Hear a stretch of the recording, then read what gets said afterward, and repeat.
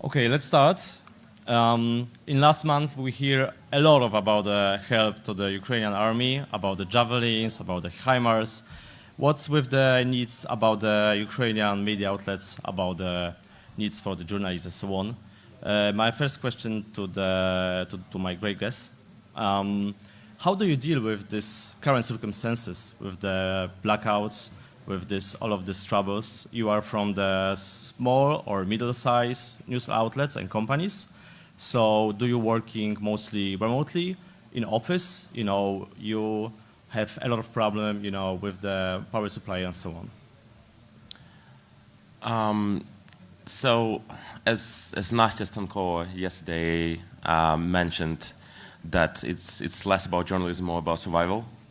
So it is what it is now, and basically COVID-19 taught us a lot on working remotely. So it's not new. It's just more advanced level working remotely. But yeah, that's a lot of challenges that we're having. It's not just blackouts. If you know, there's a predictable blackout in a certain time on your timetable. You know where's it's fine where you have electricity or internet, but sometimes it's just it's challenging because you don't know when gonna be like a next rocket hit, when you will not have electricity for a day, or probably the office that you used to work in has no more electricity, and electricity means everything, right? It's computers, it's servers, it's elevators, because some of us we used to work in a business center on a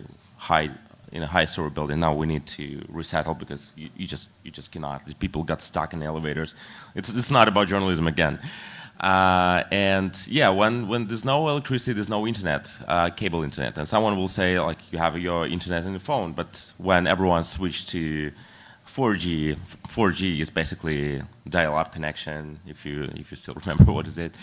Yeah, so it's very challenging, and we already passed this moment when our newsrooms had to, not only Ukraine, was a Zabrona newsroom, but I'm sure like many of you guys, you passed this thing that you had to resettle part of the team, or some of your team members wanted to go outside Kyiv, let's say, or from danger to another city, so maybe outside Ukraine, and that people already came back, and now we're thinking again about relocating, but this time not because of danger, because we have adjusted. It's just because of you need to do your job. So yeah, and it's an ongoing process. Victoria? Yes, of course, it's very difficult to work in these conditions, in these circumstances, and every people in the village Ukraine find their own way to work efficiently. For example, in co-workings, in cafes, also in office. When we have light in office, we work in office, and also at our homes and so on. Veronica? Yeah, I'm not from media. Yes, but but still, you have a team, and you need to work every day. So I want to say, that I'm from IT company. So in some cases, we sometimes decided what to do because all our work is based on internet and computer. So some part of our team is now abroad. And also, I can share with you a life hack that we start to create offices in homes. It means that just companies start to spend money in the possibility to build home office for few people who just know that they are from the same region and then can collaborate together, not to drive to the end of the city because the underground is working not so good and the missile strike can be in each moment or alarm. So that's why we just decided to cut into the parts and work as it possible from different parts with Starlinks, with other things, what we can buy. So just have a pillow before start of the war and spend it, first of all, in a team. That's why I want to now asking about the access to the internet, because it's the most crucial thing to the distribution of the news, but also, to the data. work, data, and access, for example, to the Starlink. is easy for you. It's very hard. Our other equipment it's unavailable in Ukraine to fix this problem with the connection.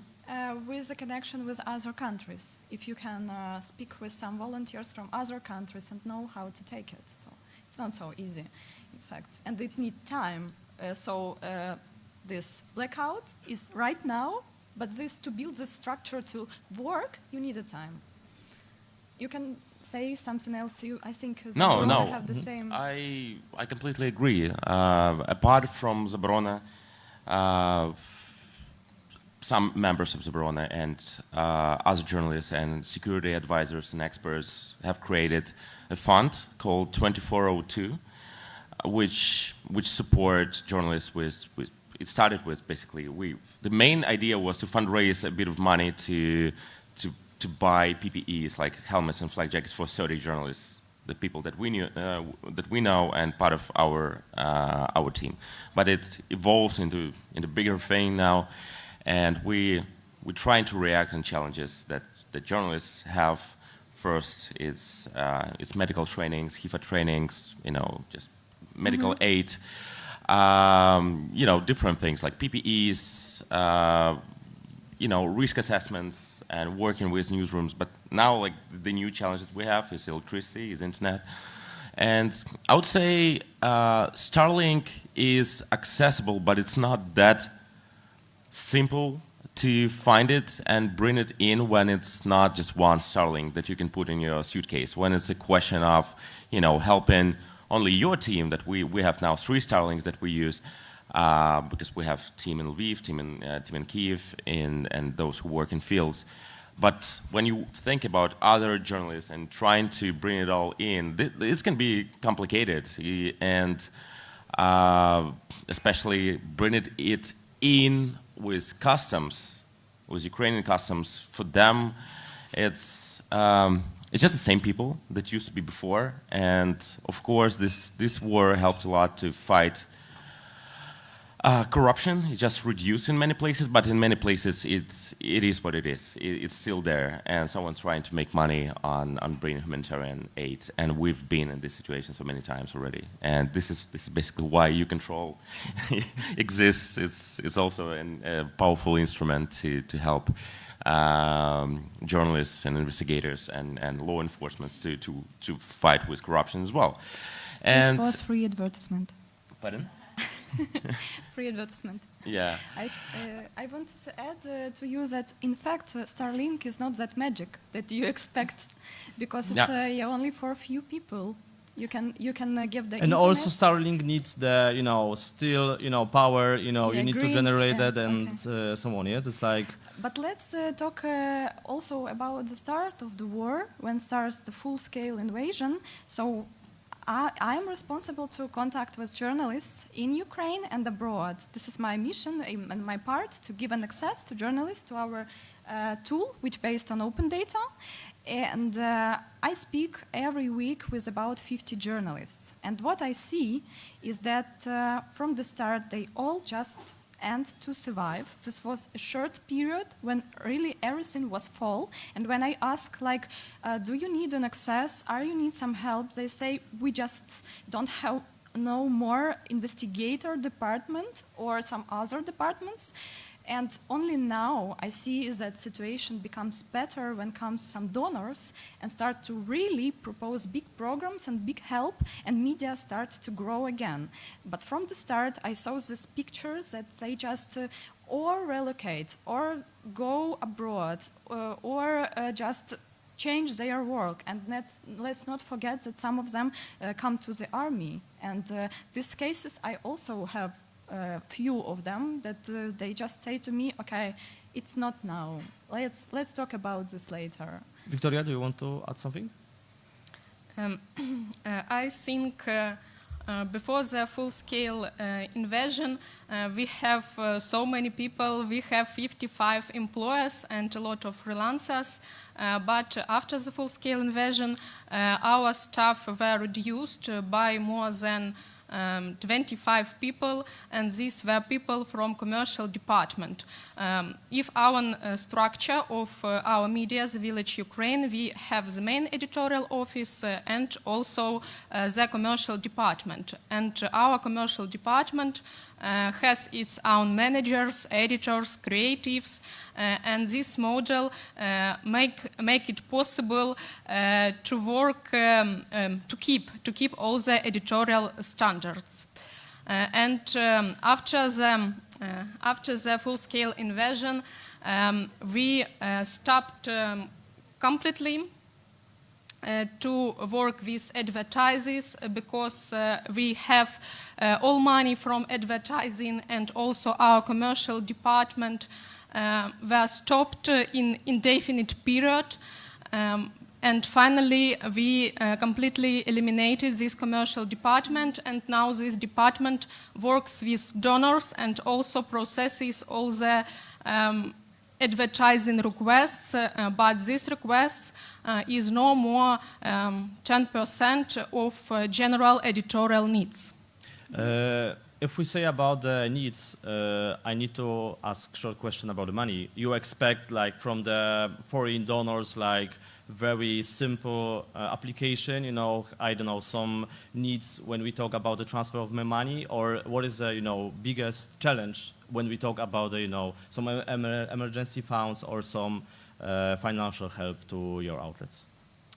I would say the problem with money for independent media, because not so many for real independent media in Ukraine. There are small media, but we cannot compete with, I don't know, 95% of the media market, which is owned by politicians or oligarchs. And despite this small percentage of media market, Ukraine is still big. And the issue was that foreign donors for the last, I would say, 5 years were pushing Ukrainian media to gain revenues, to make money from sales and from commercial departments by building it. And of course, we were interested in that, first of all. And now when we let's say we had, I don't know, 30% of our income coming from sales and 70% from, you know, personal donations and donors. And then when you don't have that 30% in one day, like, advertising market is almost dead now. And you need to fill this gap. And it's not about emergency money, it's more about institutional money. So you need to rethink your strategy. How do you work and where do you get money? And you cannot really plan things. It's very hard. Like any strategic plans that we had for a year, for 3, for 5, like, it's all gone. Like, we cannot really plan by the end of winter now.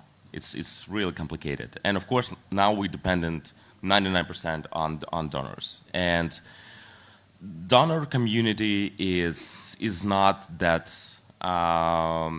tactical and quick. They need time. They need also fundraise money somewhere. And it just takes time, and it's very hard to explain them why you need more money than you ever needed before. And it seems like it's very, very simple thing to explain, but still it's very hard.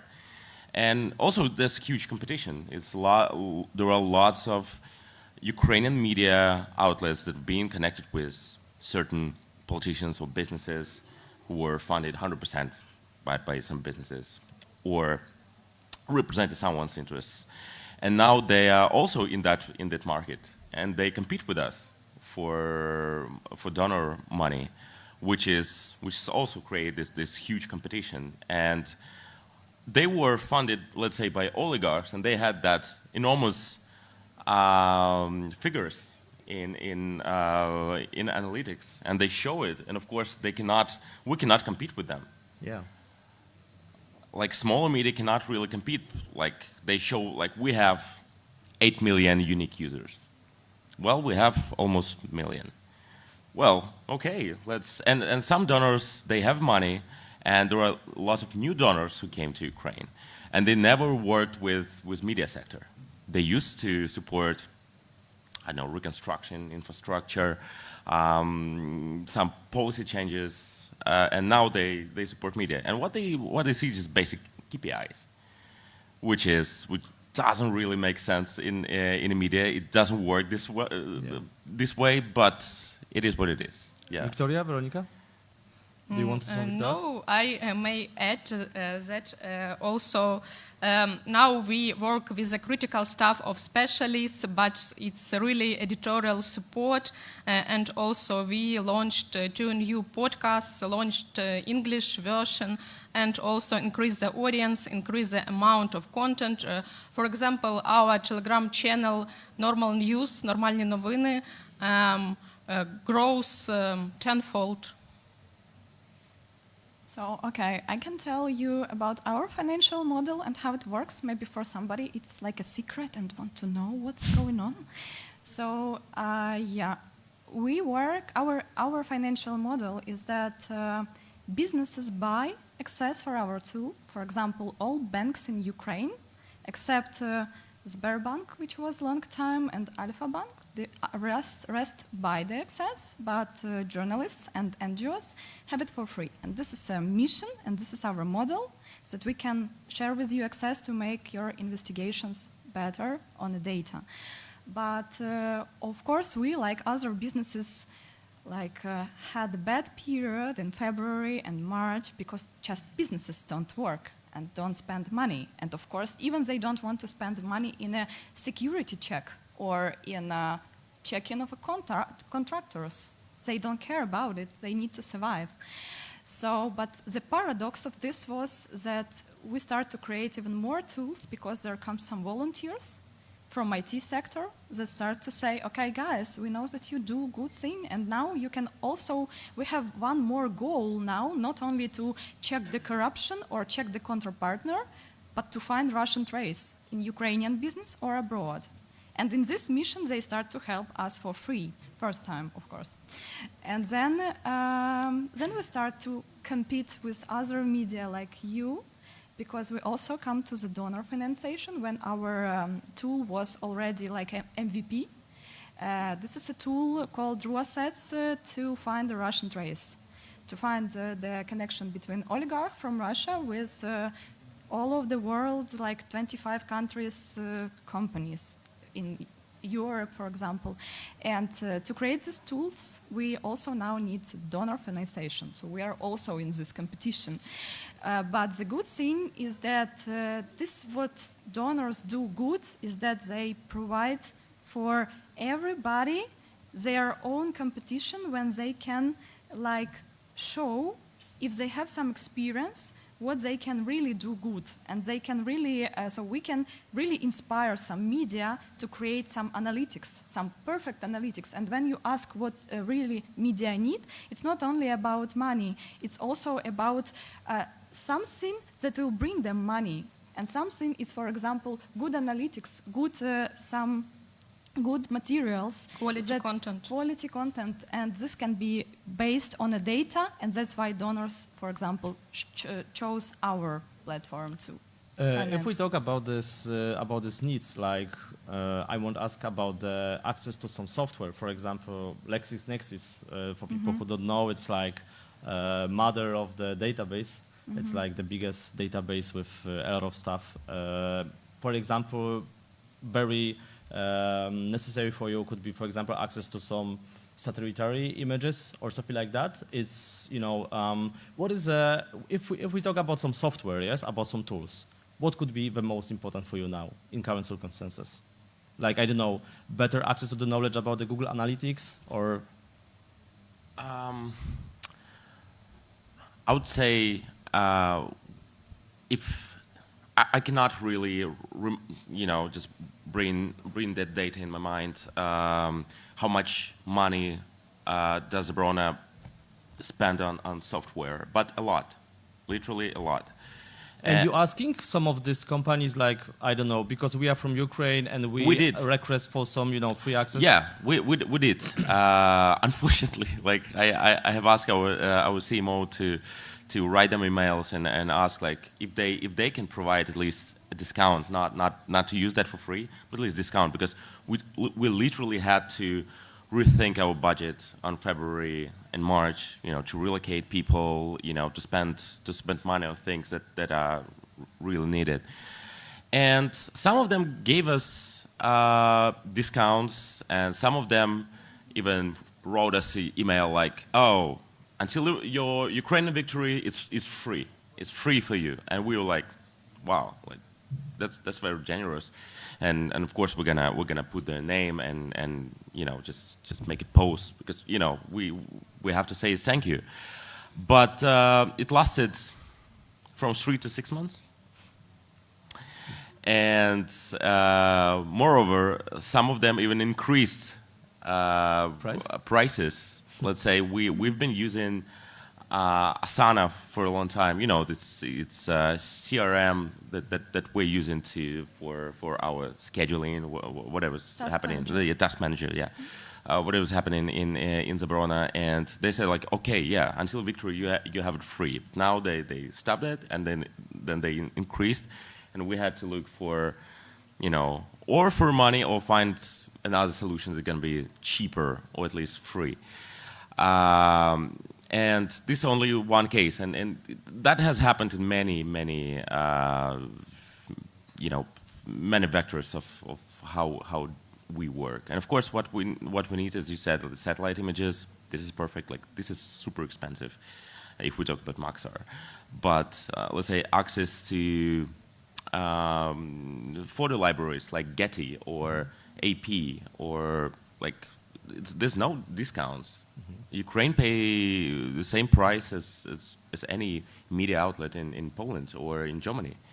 And I would say that's a lot, and we cannot really afford, because of course we don't have revenues, we don't have that amount of private donations, and so we just kind of trapped. And I'm seeing it more and more than Ukrainian media, and even media with bigger names, they using some pictures illegally. Veronica, Victoria, your experience or your needs from your outlet and company experience? I can't say about concrete tools, but I can say that after the full-scale invasion, the Village Ukraine changed format a little bit. And we were media which write about city life, and after the full-scale invasion, we begin also to cover the influence of this on businesses, brands, and so on. And also we tell personal stories, and in our team is very important mental health, because our podcasts also is about it, and named in simple words. And I think Ukrainian journalists in these circumstances simply continue to work, and it is very difficult for us in these conditions without electricity, and we must find a power for this. Veronica? Okay, if we talk about the tools, I will talk about data.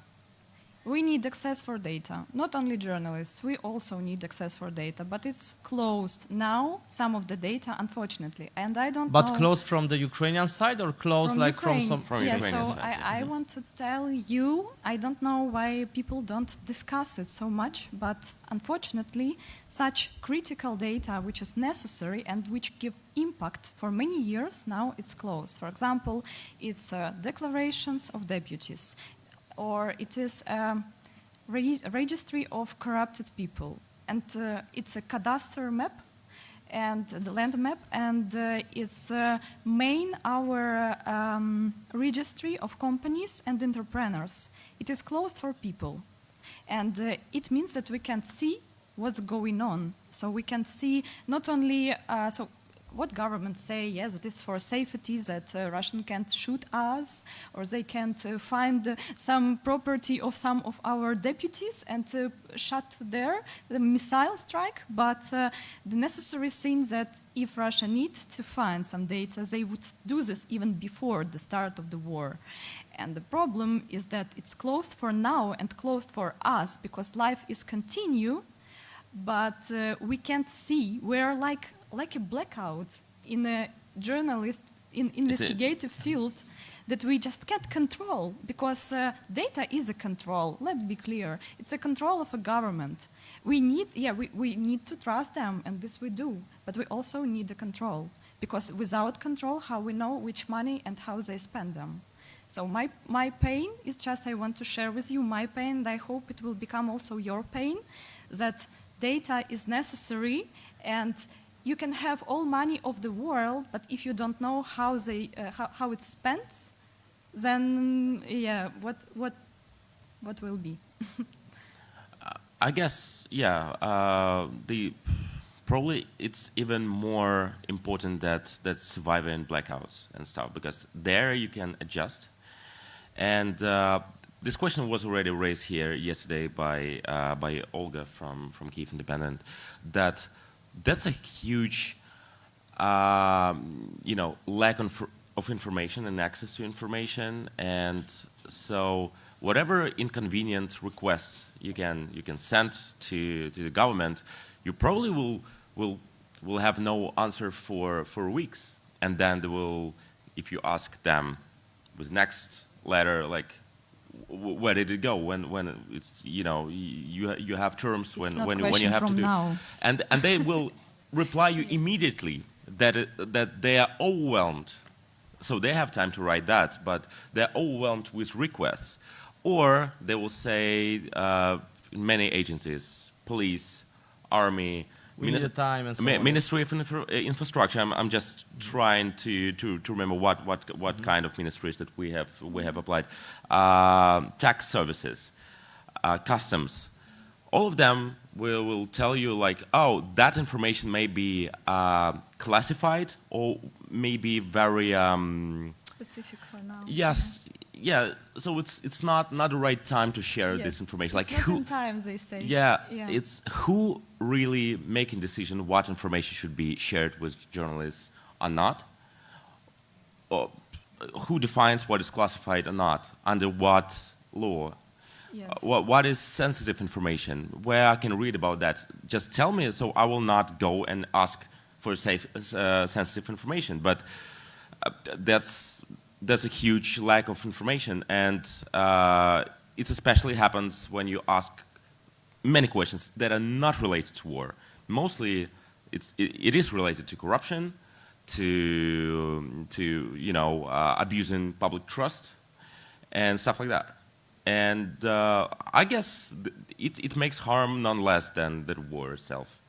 But, of course, they will justify it with war, and a lot of justification right now is happening because of war. And another thing that we have, that you already said, that we have kind of self-censorship within journalism community. That some information may be too sensible, so let's not talk about it, otherwise it will play Russian hand, Kremlin hand. Or that will be used on Kremlin television or Russian media. Like, who cares what's on Russian television? Like, who watches Russian television in Ukraine? If someone is using VPN in order to watch Russia 1 television, like, you cannot really beat that. If he or she wants to watch Russian RIA Novosti, okay, so just in go Ukraine, for it. Not, but abroad, yes. Yeah, but of course, same time, if there's something that's violating human trust and violating human rights in Ukraine, should we think about how Russia will use that on pro-Russian channels, so that will be seen wrongly in Poland or Yes, because they will translate it by the narratives to other countries. They will translate it on their languages. For example, in Germany, you don't need access to go to Vkontakte or something else. Yeah, but how many Germans are in Vkontakte? So, like, this is in Telegram. This is a cornerstone, and we need to basically to find out, should we self-censor ourselves in order not to give more powers to Russians, or to go back to times of Kuchma, when everything is under classified paper, and you cannot find and get any access to anything, because right now Ukraine in position when the whole world have world eyes on Ukraine. Yeah. They are looking how we conduct, how we spend money and stuff, but it is not forever. And when the war is over, someday, a lot of journalists need to ask the question about this. And if we talk about the questions, I want open to the floor. And if someone have some questions, short or long, to our guests, can we also continue a little and then questions? Okay? Yeah. Okay. So I want to say that it's necessary maybe now not to watch what Russians speak about. It's necessary to see what they have and where they have. So I want to appear the other one topic about it, that media need investigators, because investigators, they also cooperate people about the same problems, about the same topics. And now we have, like humans, we have the same problem. We have a war and we want to stop it. And to stop it, we believe, we in my company, we believe that pressure on Russia in financial pressure is the same weapon as military equipment.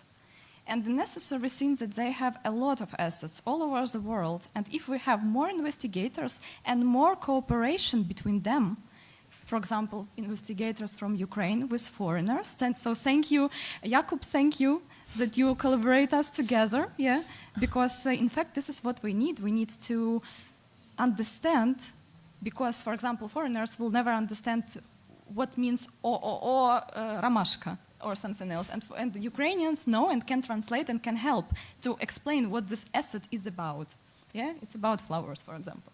Yeah, but necessary that when you collaborate together, Ukrainian and foreign journalists, about the same topic, you also bring it to the people, you show the problem, the story, and people start also to solve this problem because they don't want to stay against it. Because it was like in Ukraine after 2014, there appears so big cluster of investigators, and we all collaborate about the same topic. We hate Yanukovych, and we want to know what assets he have and what big army he had in the past. And it was a perfect example how we can collaborate together. Now, happens what Russia not expect. They don't want that we cooperate, but we cooperate against them. It means that this is a perfect time we can make investigations together, find their assets and help to freeze them, and then we can stop the war. Because in any weapon is money. In any missile strike is money. It's all about money. So we just need to stop this money, and responsibility rests on each of us. Thank you. Victoria, you want to add something before the question? I agree with my colleagues, and also I can add that we received a lot of support, and it was a really useful support, but I can say we have no market plans in our circumstances, because how can you plan something when in the sky we have a lot of rockets? And when we have some requests, we work to the maximum, but we continue to develop partnerships with donors, with brands which are still active, and so on. Someone have a question? Yes, we have one, two. I don't know where's the microphone.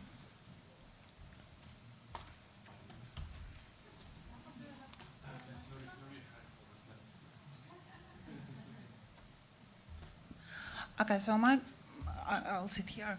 My question is to Veronica. I know that there are some, well, I don't know if there are companies abroad in other countries.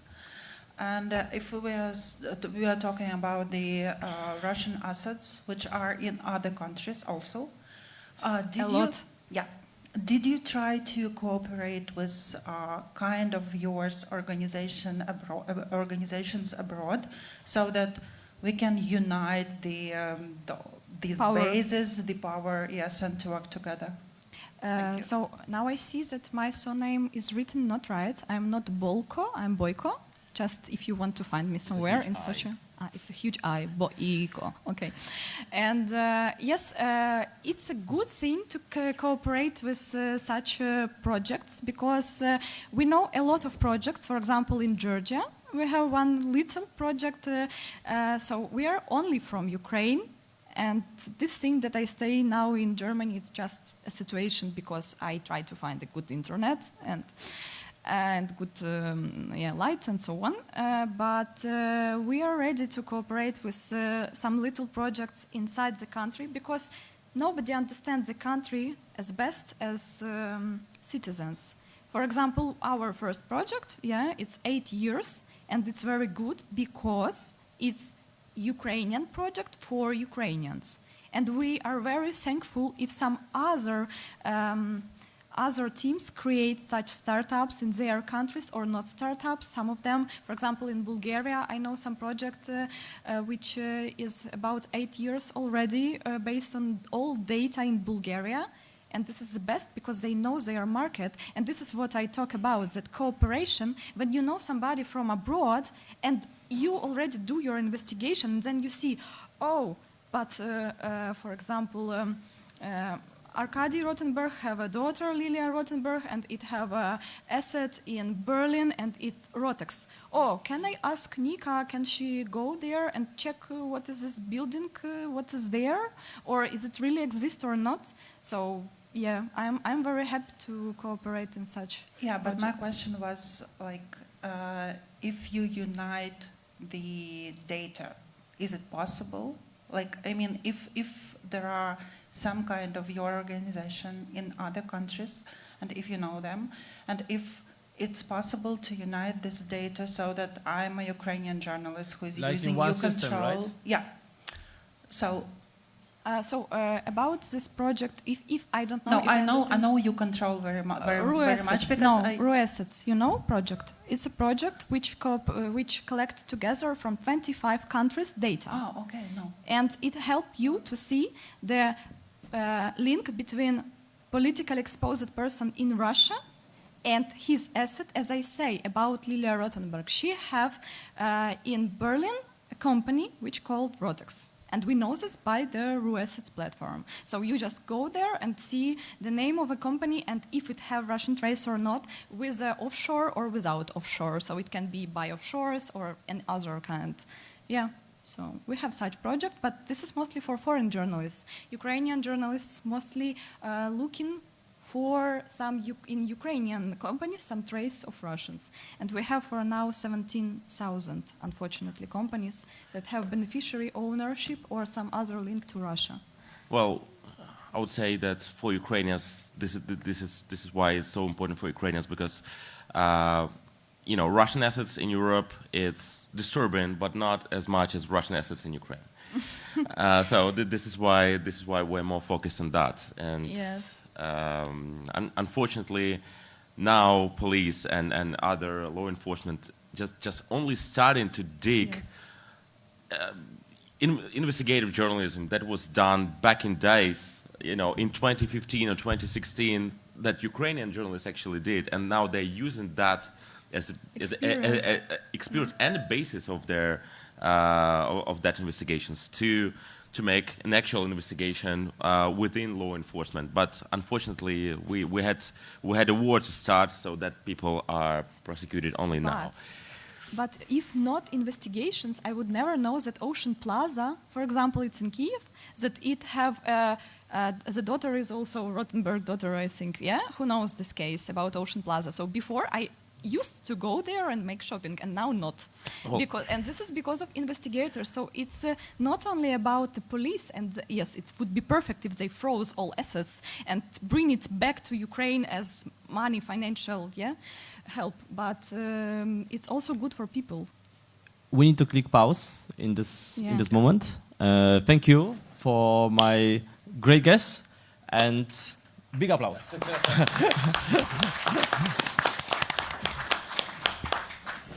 Okay, thank you very much. And